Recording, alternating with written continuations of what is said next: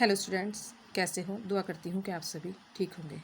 बच्चों, आज आपको आपकी इंग्लिश की बुक पोइट्री में सेकंड पोएम देखें, द साम ऑफ लाइफ, जीवन का भजन, जिसके पोइट है H W. Longfellow.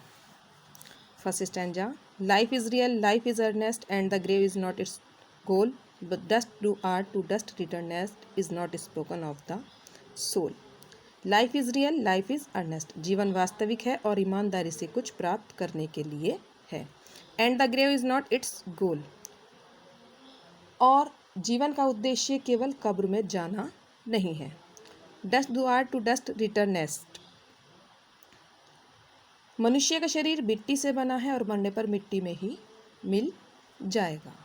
Is not spoken of the soul, आत्मा के लिए यह बात सत्य नहीं है, अर्थात आत्मा अजर और अमर है।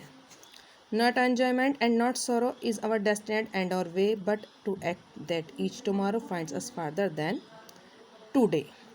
Not enjoyment and not sorrow, दुख, आनंद और दुख भोगना ही हमारे जीवन का अंतिम उद्देश्य या नहीं है।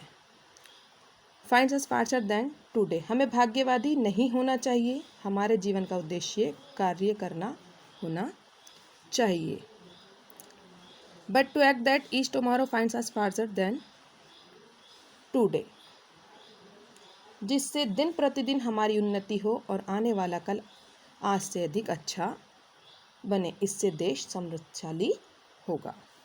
In the world's broad field of battle, in the voice of life, be not like dumb driven cattle, be a hero in the strife. In the world's of broad field of battle, यह संसार एक विशाल युद्ध क्षेत्र के समान है।